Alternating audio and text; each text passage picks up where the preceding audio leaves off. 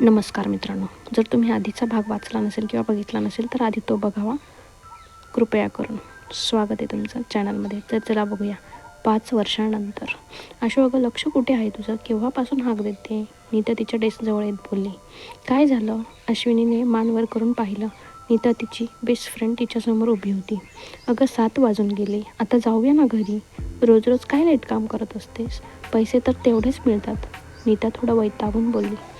तुला पण माहिती आहे मी रोज रोज लेट का करते ते. अश्विनी विषादपणे हसत बोलली आणि नीताला तिची चूक कळली. सॉरी यार, पण आता चल नीता. आता जावंच लागेल. घरी जाऊन जेवण पण बनवायचं आहे, अश्विनी बोलली आणि तिने तिचं साहित्य पर्समध्ये भरलं. मग दोघी बसस्टॉपवरती येऊन थांबल्या. दोघी पण एका चांगल्या कंपनीत आर्किटेक्चर म्हणून कामाला होत्या. नीता अश्विनीपेक्षा लहान होती. थोड्याच वेळात बस आली आणि दोघी आतमध्ये गेल्या. काही वेळातच अश्विनी एका 21 मजल्याच्या बिल्डिंगसमोर उभी होती. तिने एक दीर्घ श्वास घेतला आणि लिफ्टमध्ये गेली. 18व्या मजल्यावर उतरून तिने तिच्या फ्लॅटची बेल वाजवली. थोडं वाट पाहिल्यावर एका मध्यमवयीन बाईने डोअर ओपन केला. अश्विनीला पाहून तिच्या चेहऱ्यावर आठ्या आल्या. आल्या महाराणी साहेब, रोज रोज काय लेट होतो तुला? त्या बाईने थोडं रागानं विचारलं. आई, थोडं काम होतं, अश्विनी तिची पर्स सोफ्यावर ठेवत बोलली. तू एकटीच काम करतेस का? बाकीचे काय माशा मारतात होय? किती वेळा सांगितलं आहे लवकर येत जा. तुझी मुलगी इथे असती तर आली असती लवकर. आमच्यासाठी काय येशील? आम्ही कोण तुझे? मुलीला ठेवलं स्वतःच्या आईवडिलांकडे आणि आता बाहेर जाऊन मज्जा मारते.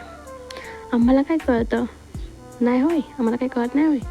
किती पावसाळे बघितलेत. बरं जा पटकन चहा टाक, कधीपासून वाट बघतोय आम्ही, ती बाई रागाने बोलली. अश्विनी किचनमध्ये गेली. समोर किचन कट्ट्यावर लंचच्या भांड्यांचा ढीग पडला होता. सगळं अस्ताव्यस्त पडलं होतं. सकाळीच ती सगळं स्वच्छ करून गेलेली, आता पुन्हा स्वच्छ करावं लागणार होतं. तिने पदर कमरेला खोचला आणि कामाला सुरुवात केली. चहा टाकला, भांडी धुवून मांडली, चहा सासून सासऱ्यांना दिला. मग ती थोडी फ्रेश झाली आणि पुन्हा रात्रीच्या जेवणाची तयारी करू लागली. मी काय म्हणते, आजकाल तुझ्या जेवणाला काडीची चव नसते. ती शेजारची रमा बघ किती चांगलं चुंगलं बनवते. नाहीतर तू रोज नेहमीच भाजी, चपाती, भात, काहीतरी वेगळं पण बनवत जा. मान्य आहे आम्ही आता म्हातारं झालो आहे, पण म्हणून काय पण खायला घालणार का आम्हाला?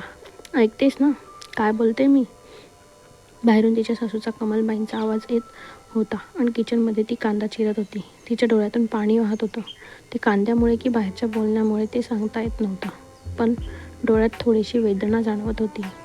अगं गप्प बस, किती बडबड करशील? दिवसभर थकून आली असेल ती, पण आल्यापासून तू तिला बडबड करते, तिचे सासरे दिलीपराव बोलले. तुम्ही घ्या तिचीच बाजू, लाडकी सून ना तुमची. पण तुम्हाला सांगून ठेवते, ही असली थेरं चालणार नाहीत. 7च्या आत घरात पाहिजे. उगीच आसपासची चौकशा करतात आणि मग काहीही बोलतात. कमल, तू पण ना जरा शांत राहा. दिलीप, बरं सुनबाई, आमच्या नातीला आम्हाला भेटायला कधी घेऊन येत आहे? दिलीपराव बोलले आणि अश्विनीचा हात थांबला. या रविवारी जाते मी, ती बोलली आणि पुन्हा काम सुरू करू लागली.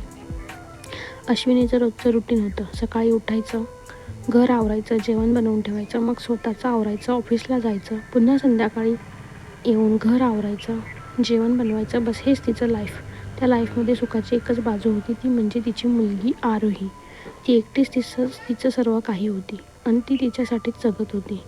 सगळं करून झाल्यावर डिनरच्या वेळी पण कमलाबाई तिला जेवण चांगलं झालं नाही म्हणून कोसत होत्या, पण ती नेहमीप्रमाणे शांत राहून ऐकत होती. त्याच्याशिवाय ती आणखी काय करणार होती? रात्री बेडवर आल्यावर तिला आरोहीची खूप आठवण आली. तिने तिच्या आईला फोन केला, पण आरोही झोपली होती. थोडा आईशी बोलून तिने फोन ठेवून दिला आणि छताशी बघत बसली. पुन्हा तिने नजर वळवून एकदा भिंतीवरच्या फोटोला पाहिलं.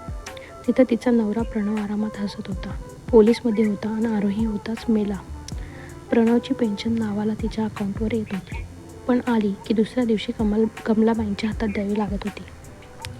तेच काय कमी होतं म्हणून आता तिचा पगार पण कमलाबाई मागू लागल्या होत्या. नशीब, तिने तिची सॅलरी सांगताना अर्धीच सांगितली होती, पण आता तिला हे सगळं असह्य होत होतं. रोज आलं की त्यांचं ऐकून घ्यावं लागत होतं. अशा एकांतात तिला जगात फक्त आरोहीचं तिची स्वतःची वाटायची. तिची आई सुमती तिच्यात आणि तिच्या छोट्या बहिणीमध्ये कायमच भेदभाव करायची. तिला कळत नव्हतं तिचं स्वतःची आई तिला पोरक्यासारखी का वागवते, पण नशीब ती आरोहीला मात्र माया लावते आणि म्हणूनच तिने आरोहीला तिच्याकडे ठेवलं होतं. तिची छोटी बहीण मेघा अजूनही शिक्षण घेत होती. तिचं माहेर आणि सासर दोन्ही बऱ्यापैकी सीदन होतं, पण तरीही ती जॉब करत होती, कारण तिला स्वतःला कोणीच पैशासाठी मदत करत नव्हतं आणि तिला स्वतःला पण स्वतःच्या पायावर उभं राहायचं होतं. आरोही तिची जबाबदारी होती. To be continue. आपण पुढे कंटिन्यू करणार आहे. प्लीज लाईक, शेअर, सबस्क्राईब करा आणि चॅनलला सबस्क्राईब करून ठेवा, कारण नोटिफिकेशन येत राहील. थँक्यू.